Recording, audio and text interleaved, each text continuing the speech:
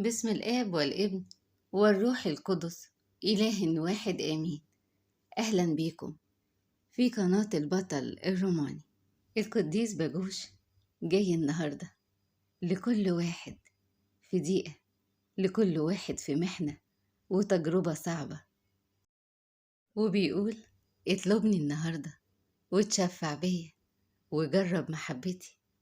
ما القديس باجوش أخد وعد من ربنا لكل واحد في ضيقة صعبة وتجربة مرة ويعجز عن احتمالها، في اليوم اللي يصرخ فيه لربنا ويقول له يا إله القديس باجوش أعني، يستجاب له. ومعروف عن القديس باجوش إنه سريع الندهة جدا وجدع قوي في فتح أبواب الرزق وسداد الديون.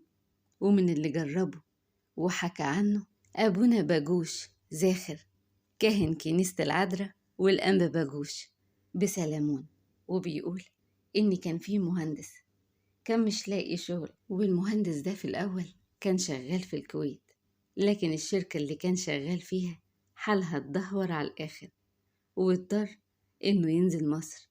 ولما نزل مصر حاله بقى أسوأ، بقى مش لاقي أي شغل، وكل ما يحاول ويعافر ويقدم في أي شركة كان من غير فايدة. مرة واحد من صحاب المهندس جاله وقال له على وظيفة في شركة كبيرة جدا من الشركات المسؤولة عن إنشاء جزء كبير من العاصمة الإدارية الجديدة.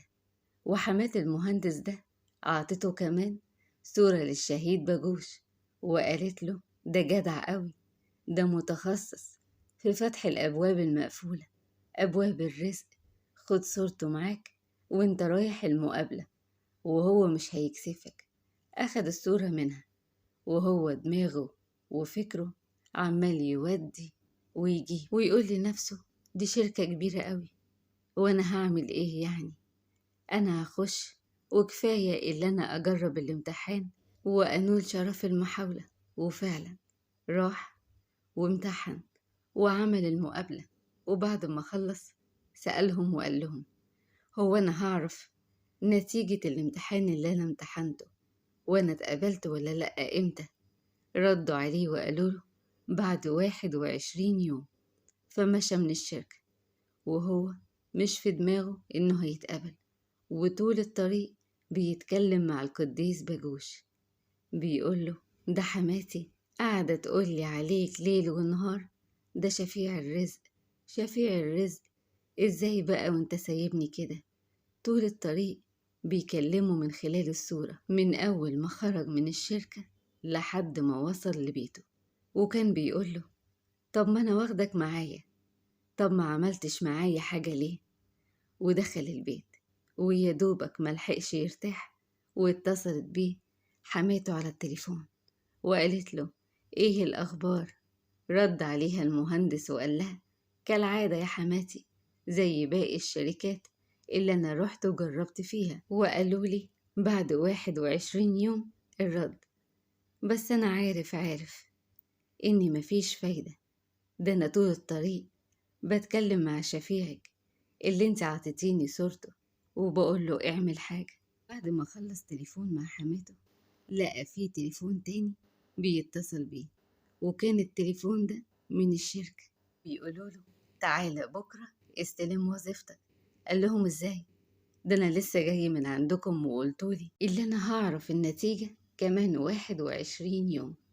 ردوا عليه وقالوا له انت بعد ما خلصت المقابلة والامتحان المدير اطلع على امتحانك وأصدر قرار بتعيينك على طول. والعجيب بقى والغريب إن المهندس راح تاني يوم يستلم الشغل ولقى المرتب قليل عن اللي كان متوقعه من مرتب ياخده من شركة كبيرة زي دي بفخامتها وضخامتها وحجمها، فطلب إنه يعدلوا المرتب ويزودوه. وفعلا دخل المدير والمدير قال له تمام، وبص للسكرتيرة وقال لها المرتب اللي عايزه الباشمهندس ياخده. وربنا اتمجد مع المهندس بشفاعة القديس العظيم باجوش واشتغل وظيفة أحسن من اللي في خياله وبمرتب كبير كمان. بس القديس باجوش مش شفيع الرزق وبس، ده شفيع الأمراض الصعبة والمستعصية والتجارب التقيلة قوي.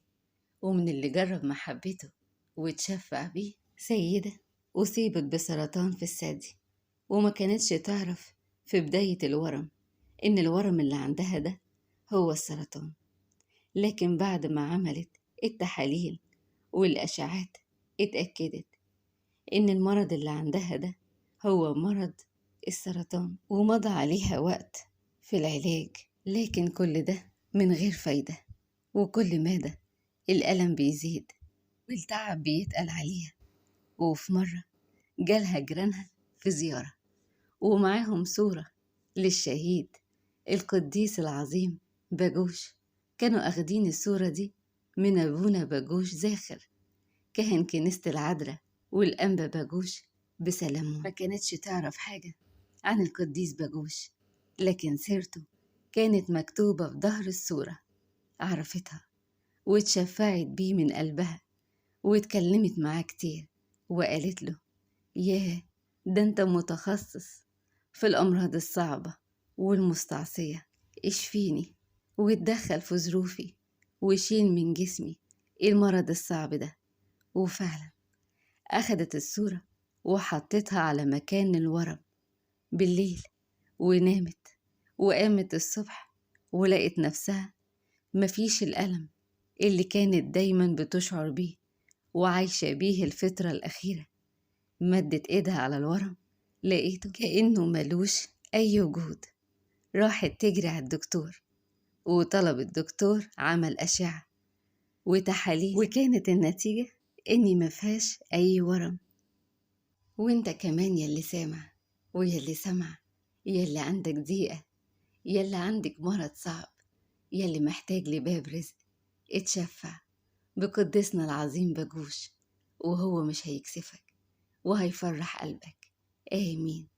ربنا يفرح قلوبكم ويعطيكم سؤالكم ويملى حياتكم بالخير الكتير والأفراح والتعويضات بشفاعة أمنا الحنينة قوي، أمنا العذراء مريم أم المعونة، وبشفاعة حبايبها الكتار من الشهداء ومن القديسين وكل جيوش السمائيين، وبشفاعة القديس العظيم قوي سريع الاستجابة القوي جدا القديس باجوش، وبشفاعة أمير الشهداء الجدع قوي اللي مش بيتأخر عن أي حد ينده عليه، ماري جرجس الروماني، قناة البطل الروماني.